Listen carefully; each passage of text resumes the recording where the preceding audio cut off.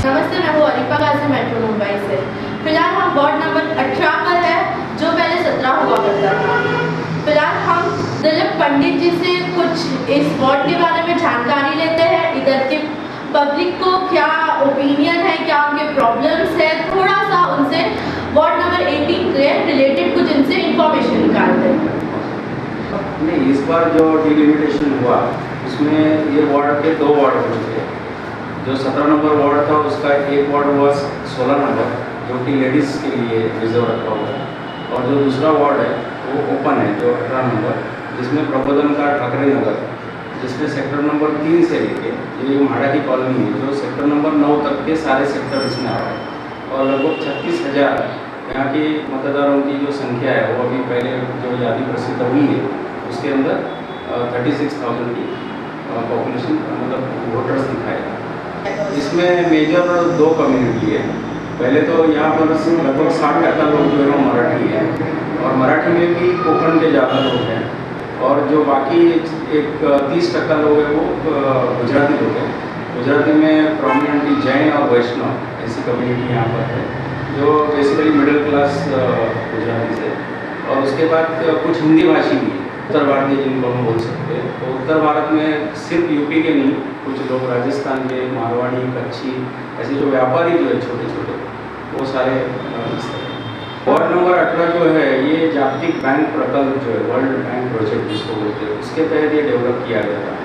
और इसलिए यहाँ पर जो एक प्लान इस तरह का मतलब लेआउट है, और ये लेआउट जो है वो म्हाडा ने बनाया था, और उसमें वर्ल्ड बैंक प्रोजेक्ट के इसमें से जो पैसा है वो मिला था।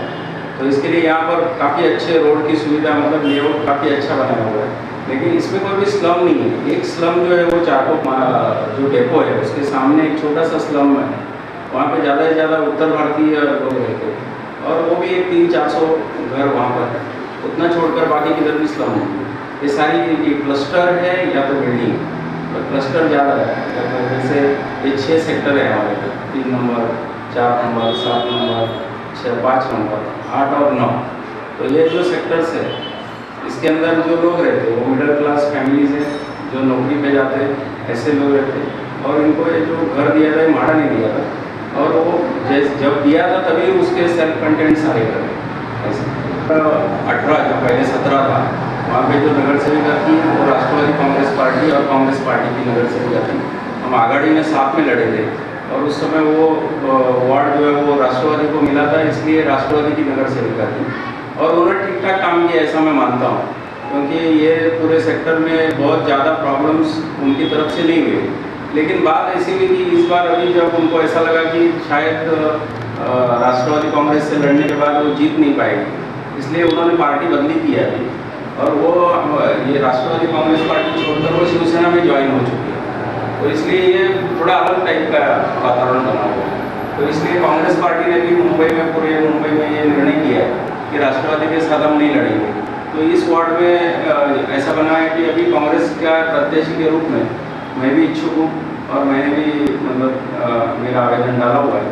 तो यहाँ से कांग्रेस लड़ने वाली है। इस म्हाडा सेक्टर में मैं 91 से कार्यरत हूँ, और 91 से यहाँ पर जब बस्ती बैठना शुरू हुआ, जब वर्ल्ड बैंक प्रोजेक्ट ने अलॉटमेंट्स किए और सोसाइटी को हैंड ओवर किया, टेनेंट्स हम लोग रहने जब आए, तो उस दिन से मैं इस पूरे वार्ड में काम कर रहा हूँ।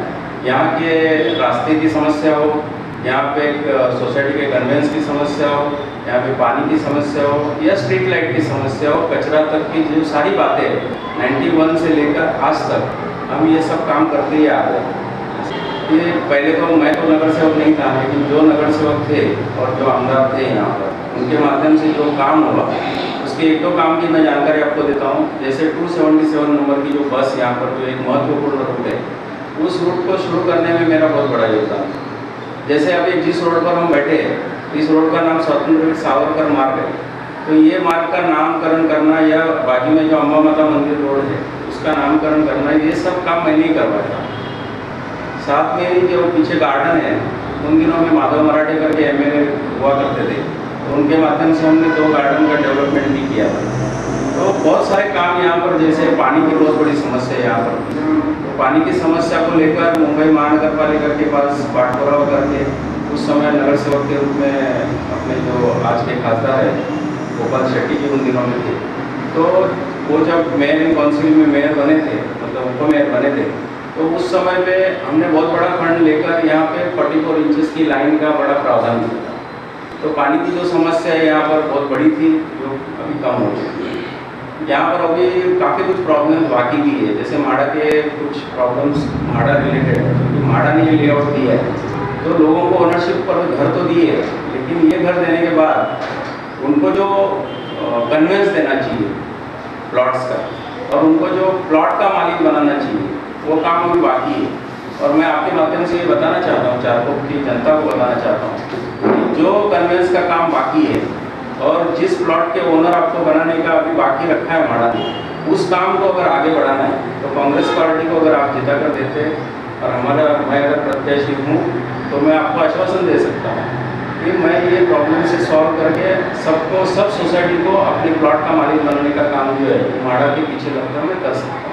गणेश उत्सव हुआ, दही हंडी उत्सव हुआ, मेडिकल कैंप, मेरी जो एक संस्था है इसका नाम है कोपण विकास प्रबोधन, उसके माध्यम से भी मैं हमेशा कार्यक्रम करते रहता हूँ। जैसे यहाँ पर कोई अस्पताल है, वहाँ पर रेगुलर एक विजिट देना, वहाँ पर अभी हमने एक 4-5 दिन पहले फल वाटप का एक कार्यक्रम किया। यहाँ पे अभी मैंने बहुत अच्छा कार्यक्रम किया, जो सेना के जवान वहाँ पर अपने बॉर्डर पर जिस तरह से शहीद हो रहे, तो लोगों को उसकी जानकारी होनी चाहिए। इसलिए अमर जवान करके मैंने अभी एक कार्यक्रम किया था, उसमें वीर भक्ति के कुछ गीत वहाँ पर रखे थे ऑर्केस्ट्रा के साथ, और वहाँ पर एक बहुत बड़ा जन जागरण करने के हिसाब से हमने वो कार्यक्रम किया था। हाँ, तो अमर जवान की एक, हमने जो अमर जवान की जो स्मृति है उसका एक चित्र बनाया था, और वहाँ पर चारकोप के हजारों लोगों ने आकर वहाँ पर अभिवादन किया और उस कार्यक्रम का आनंद भी लिया। कई लोगों ने मुझे ये बात बताई कि इस तरह की जो समस्या यहाँ पर है, तो जो यहाँ की जो स्थानीय पुलिस है, वो स्थानीय पुलिस इस पर काम कर रही है, और स्थानीय पुलिस का जो एक दबदबा होना चाहिए, वो दबदबा यहाँ पर है भी, लेकिन उसके बावजूद भी अगर ऐसी घटनाएं होती है जब हमारे समझ में आती है, नहीं अगर इस तरह की कोई कंप्लेंट अगर मतलब जिसमें इंटरेस्ट लेकर सही में काम करने की आवश्यकता है, ऐसा कोई कंप्लेंट जब मेरे ऑफिस में तो अभी तक आई नहीं है, लेकिन मैं अगर मेरे समझ में आती है तो पुलिस पर एक बहुत अच्छा दबाव बनाने का काम भी हमारी पार्टी की ओर से हम करेंगे। लेकिन जो मैं देखता हूँ, जो पेट्रोलिंग जिस तरह से चल रही है, उस तरह से वो पेट्रोलिंग से मैं संतुष्ट हूँ ऐसा नहीं बोलूँगा, लेकिन आमतौर पे मैं देखता हूँ कि पुलिस यहाँ पर बहुत जागरूकता से काम कर रही है। और अभी एक सीनियर साहब आए हैं, जो चेन स्नैचिंग की जो बातें हो रही है उसमें वो बहुत अच्छी तरह से भालशंकर करके सीनियर आए, और मैंने ऐसा देखा कि वो बहुत खुद इंटरेस्ट लेकर इस काम को कर रहे हैं। तो अगर फिर भी कुछ कमी है तो उनके ऊपर किस तरह का दबाव डाला जा सकता है या किस तरह से उनसे बात की जा सकती है, उसके लिए मैं जरूर कोशिश करूँगा। ऐसा है कि चारकोप में अगर इस तरह का बहुत बड़ा बवाल अगर होता होगा तो शायद हम लोग इस तरह से चुप नहीं बैठेंगे, और मुझे ऐसा लगता है कि इसमें कुछ बातें हुई होगी, लेकिन ये नए सीनियर आने के बाद में इस पर काफ़ी कंट्रोल हुआ ऐसा मुझे लग रहा है। और इसके बावजूद भी अगर नहीं होता है तो बहुत अच्छा दबाव हम कांग्रेस पार्टी की ओर से बनाएंगे। बोरीवली के सार्वजनिक जीवन में मैंने काफ़ी काम किया है, और मैं आपको जानकारी देना चाहूँगा कि पोयसर जिमखाना, जो कि बोरीवली की एक सबसे अग्रगण्य संस्था है, उसका संस्थापक सदस्य बनने का सौभाग्य मुझे प्राप्त हुआ था। उसके जो मैनेजिंग ट्रस्टी है वो गोपाल शेट्टी जी, जो आज खासदार है, और उस संस्था को बनाने में, उसके निर्माण में मेरा बहुत बड़ा योगदान रहा। लगभग 5 साल मैंने उस संस्था के मतलब विकास के लिए बहुत कोशिश की, और वहाँ पर खेलकूद के लिए बहुत अच्छे साधन सामग्री बनाने का काम किया। 10 एकड़ के उस प्लॉट को डेवलप करने में मेरा ज़्यादा सहयोग रहा। सर, जैसे कि हमने जब सर्वे किया, हम जब पब्लिक से रूबरू हुए 18 नंबर वार्ड से, तो हमें ये पता चला कि वहाँ की पब्लिक, स्पेशली वहाँ की जो औरतें हैं, फीमेल्स हैं, वहाँ सेफ नहीं है। वहाँ पर ये बोला जाता है जैसे ही शाम हो जाता है वहाँ पर ड्रिंकर्स, वहाँ पे जो साइड पे जो जगह बचा हुआ है वहाँ पर वो बैठते हैं। वहाँ पे जब शाम हो जाता है लेडीज़ वहाँ से पास ऑन नहीं कर सकते, तो इसके बारे में आप क्या बताना है? लेकिन चारकोप सेक्टर्स में इस तरह की जो बातें हो रही है उसके बारे में मुझे भी जानकारी है, और जब यहाँ पे जो पेट्रोलिंग करने वाले जो पुलिस के अधिकारी है, पुलिस कर्मचारी है, उनके साथ मैंने बात भी की है और उनसे हमेशा फीडबैक भी लेने की कोशिश की है। उनके ऊपर एक दबाव जो बनाना चाहिए पार्टी के हिसाब से वो भी बनाया हुआ है। और मैं ऐसा समझता हूँ कि महिलाओं की सुरक्षा को लेकर पुलिस जितना ध्यान पुलिस ने देना चाहिए वो उतना पुलिस अगर ध्यान नहीं देती है और जो समाज कंटक है उनके बारे में अगर कोई कार्रवाई नहीं करती है तो मैं आपको ये वादा करता हूँ कि कांग्रेस पार्टी की ओर से पुलिस के ऊपर बहुत बड़ा दबाव बनाया जाएगा और आवश्यकता पड़ने पर हम आंदोलन भी करेंगे और महिलाओं की सुरक्षा किस तरह से हो और ये सारी वारदातें किस तरह से नहीं हो उसके लिए कोशिश करेंगे। 18 नंबर वार्ड से ज़्यादा ये प्रॉब्लम दिखा गया है कि वहाँ पर फीमेल औरत इनकी सेफ्टी वहाँ पर है नहीं। ये प्रॉब्लम वहाँ पर ज़्यादा हुआ करता है। जब शाम हो जाता है वहाँ पर लेडीज़ बाहर निकल नहीं सकती है, पानी रास्ते ये सब प्रॉब्लम तो नॉर्मल है, बट फीमेल जो सेफ्टी है वो हमारे इंडिया में बहुत ज़्यादा मायने रखता है, जो वार्ड नंबर 18 में ज़्यादा फेस किया जा रहा है। जैसे कि दिलीप पंडित जी ने ये बताया है, क्या वो इस चीज़ों पर ज़्यादा ध्यान देंगे, यहाँ पर एक्शन लेने की कोशिश करेंगे।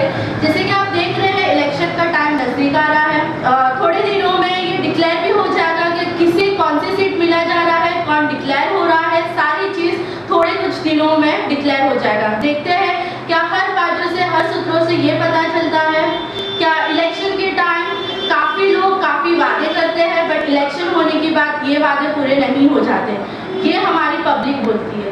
फिर ये आगे देखते हैं कि दिलीप पंडित जी इस चीज़ों को कितनी ध्यान से कितनी गहराई से देखते हैं। 25 साल से मैं उनको पहचानता हूँ।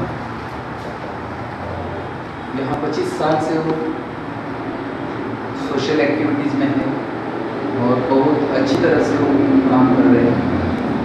अभी वो कांग्रेस के एक ऑफिस में रहते हैं मुंबई प्रदेश के, और उधर भी उनका अच्छा एक काम करने का उनका एक तरीका अच्छा देखा है।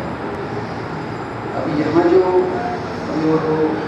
टिकट अगर उनको मिलता है, मुझे लगता है कि वो यहाँ भी अच्छी तरह से अपना परफॉर्मेंस दे सकते। विशेष करके जो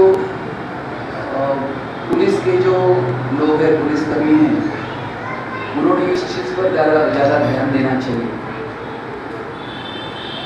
वो जो उनके जो राउंडर रहते हैं उन्होंने इसके ऊपर ध्यान देना चाहिए ऐसा मुझे लगता है।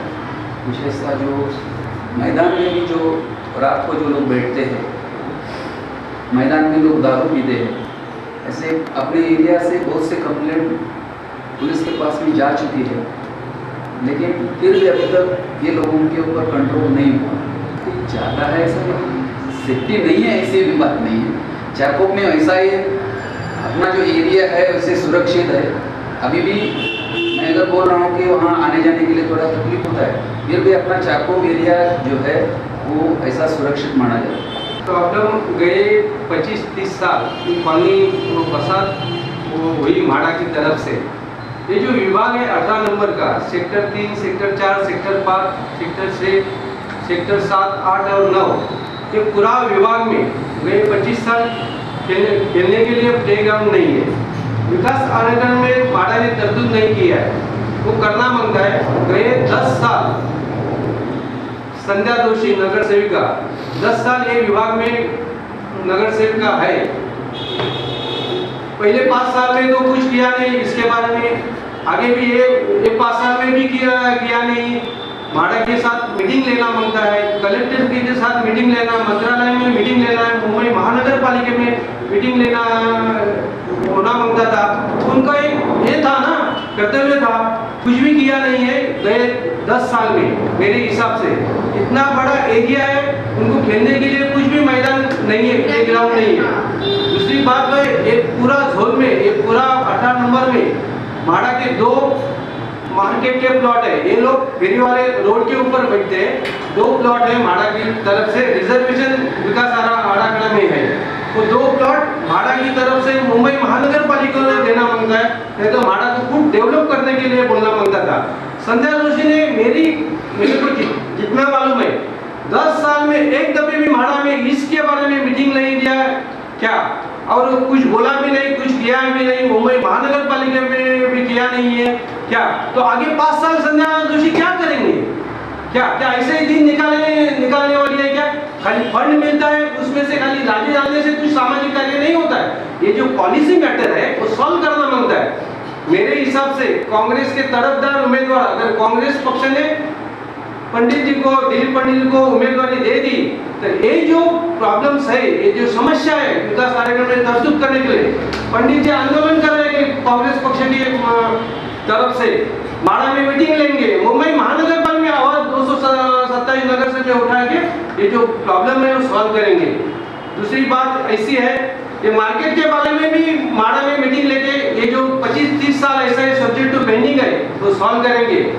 सेक्टर नंबर 8 और 9 में जो प्रॉब्लम है वो कस्टर वाले हैं, छोटे छोटे चाल सिस्टम वाले हैं, सोसाइटी कोऑपरेटिव सोसाइटी है, गए कम से कम 20 साल मुंबई महानगर को उसी नहीं मिला है, उनको ऑक्यूपेशन सर्टिफिकेट नहीं मिला है, वो अल्पधारक था, माड़ा ने उनको ज्यादा एफएसआई दिया तो मुंबई महानगर पालिका ने वो प्लान पास नहीं किया उनका सोसाइटी का उसी, तो वो लोग ऐसे पानी का बिल भरता है, उसके बारे में संजय जोशी ने गए 10 साल कुछ भी किया नहीं है, वो लोग double charges, sewerage charges, water charges, assessment charges भरते। ये जो प्रश्न है ये दिलीप पंडित ही ये सॉल्व करेंगे। गए 25-30 साल ये मूवमेंट में है, सामाजिक कार्य में है, वो उनके साथ मीटिंग लेके, माड़ा के साथ मीटिंग लेके, मुंबई महानगर पालिका कमिश्नर के साथ मीटिंग लेके ये लोग प्रश्न सॉल्व करेंगे। ये एकदम धड़ाड़ी का उम्मीदवार कांग्रेस पक्ष में अगर देगा तो चुन के आ जाएगा, और चुन के आने के बाद मुंबई महानगर कॉर्पोरेशन में ये आवाज उठाएंगे। मुंबई महानगर वार्ड ऑफिस में जो डीएमसी का मीटिंग होता है, डेप्यूटी म्युनिसिपल कमिश्नर काउंसिलर का मीटिंग होता है, उसमें अपने विभाग के आजूबाजू विभाग के भी आवाज उठा के कांग्रेस पक्ष का नाम भी ये करेंगे और नागरिकों को जो विभाग का समस्या है वो सॉल्व करेंगे। 18 वार्ड नंबर 18 है, टोटली पॉपुलर सेक्टर है, बोलो तो टोटली पॉपुलर सेक्टर का ही सोसाइटी इधर ऐसा एक भी नहीं है, खाली बेंगलोर है, थोड़े 200-250 बेंगलोर रह गए, बाकी सब पॉपुलर सेक्टर है। पॉपुलर सेक्टर के लिए जो कुछ कठिनाई आ रही है उसमें भी ध्यान देना जरूरी है, उसमें ध्यान देना जरूरी है कि कोऑपरेटिव सेक्टर के लिए जब कोऑपरेटिव HIG के लिए एज पर प्लान उनको ये मिलते हैं क्या ऑफिस मिलते हैं, लेकिन ये क्लस्टर के लिए ऑफिस का सुविधा 48 सोसाइटी तक, 48 मेंबर तक सोसाइटी, एक सोसाइटी 35 से लेके 48 तक, लेकिन उनको ऑफिस की सुविधा नहीं है। सोसाइटी चलना चाहिए तो उसके लिए ऑफिस का तो बंदोबस्त होना चाहिए, भाड़ा नहीं है कुछ, उसके लिए कुछ ये सुविधा दी नहीं है। ये सुविधा देने के लिए अभी उनके पास जो ऐसा प्लान बनाया गया है कि वो समझो कोई बनाते अपना एंट्रेंस के ऊपर बनाते, कोई अंदर कोई किधर भी जगह ढूंढ के 2-2 गली के बीच में ऑफिस बनाते, लेकिन उसमें वो एरिया तो सफिशिएंट नहीं होता है, लेकिन वो ऑफिस जब भी समझो तो अपना एंट्रेंस के ऊपर ऑफिस बनाने के लिए जाएंगे तो ऑफिस को आजू बाजू का दोनों बाजू में जो रहते रूम वाले जो मेंबर लोग रहते हैं वो कंप्लेंट करते हैं और बाद में वो तुड़वा के देते हैं उसके से, लेकिन उसके लिए ये एक बंदोबस्त ऐसा कुछ फर्म पॉलिसी होना चाहिए इसके लिए कि उनके लिए उस सोसाइटी के लिए ऑफिस होना चाहिए। दूसरा बात ऐसी है कि अपने जो डेवलपमेंट प्लानिंग में महारा ने जो रोड बनाए हैं तो रोड की साइज ही करने को तो जिसका विड्थ जितना चाहिए उतना विड्थ नहीं रखा गया है। अभी तो फिलहाल उसके लिए कुछ कर नहीं सकते, लेकिन वो पार्किंग का जो प्रॉब्लम है वो पार्किंग अभी सोसाइटी के क्लस्टर सोसाइटी में अंदर तो पार्किंग नहीं होती, सब पार्किंग रोड पे के लिए। और जो कठिनाई इसमें आती है कि कचरा उठाने का, जो कचरे का जो समस्या है, पर्यावरण की जो समस्या है, कचरा उठाने का जो प्रॉब्लम है, वो कचरा उठाने के लिए जो गाड़ी घूमती है वो गाड़ी घूम नहीं सकते, कभी कभी एक गली में ऐसा ही छोड़ के गाड़ी चली है। इसलिए ढूंढने जाएंगे, पंडित साहब ढूंढेंगे, समझो उनके साथ में हम लोग भी आए, लेकिन ऐसे अकेले ही नहीं उनको छोड़ेंगे, उनके साथ में हम लोग जुड़ के काम करेंगे उसमें। आज तक 10 साल में जो नगर सेविका ने हैं जो काम नहीं किया, उसमें एक तो हॉकर जोन होना चाहिए था, वो हॉकर जोन बनाने लोगों को तकलीफ हुई, पब्लिक को तकलीफ है, पार्किंग की तकलीफ है। इसके बाद में जो अंदर इन्होंने तो लादी का काम तो जरूर किया है, लेकिन जो आउटफील्ड का डेवलपमेंट है उन्होंने बिल्कुल नहीं किया। प्लेग्राउंड को तो बिल्कुल उन्होंने देखा ही नहीं है, जो पब्लिक के लिए बच्चों के लिए जो चाहिए वो बिल्कुल नहीं है। जो हॉस्पिटल्स हैं यहाँ पर वो हॉस्पिटल की मरम्मत तक नहीं होती है, उसको आज तक स्टार्टिंग से बनाया, उसके बाद पेंटिंग हुई नहीं है। वहाँ पर सारी सुविधा एकदम बिल्कुल खलास हो चुकी है। ये सारी सुविधाओं के लिए आज अगर अच्छा हमारा कैंडिडेट अगर जीत के आता है, हम दिलीप पंडित जी को अगर समझो हमारी पार्टी ने टिकट देने के बाद हम जीत जाते हैं, तो ये सारी सुविधा करने के लिए हम वचनबद्ध होंगे। और बहुत सारी इसमें ऐसा है कि जो रोड है, रोड की भी हमारी ऐसी हालत है कि वो उनमें इतने खड्डे हैं, इतने भ्रष्टाचार हुए हैं, आज बहुत बुरी हालत है। जैसे इन्होंने हमारे भाई ने बताया अभी कि रोड के जो पोजीशन है उनकी हमारा डेवलपमेंट जो हुआ है, वो डेवलपमेंट पहले सोच के किया था कि ये मिडिल क्लास के छोटे लोग लोअर क्लास आके रहेंगे, लेकिन यहाँ सारा डेवलपमेंट हो चुका है कि लोग इसमें आ चुके हैं, बड़े बड़े लोग आ गए हैं। तो उसके हिसाब से ये सारी सुविधाएं उनको करके देनी चाहिए। आगे इन फ्यूचर अगर कांग्रेस की सरकार आती है, हमारे कैंडिडेट जीत कर आते हैं, तो ये सारी सुविधाओं के लिए हम सब ज़्यादा से ज़्यादा काम करेंगे। मूत्री के लिए परेशानी होती है, सुलभ शौचालय नहीं बने हैं, जो इस एरिया में कहीं भी लोकल नहीं है, उसके लिए स्पेशली कहीं जाना पड़ता है। तो ये सब चीज़ें भी होनी जरूरी है। कैमरा पर्सन दीपाली वैद्य के साथ मैं अनिपा गाजी, मेट्रो मुंबई।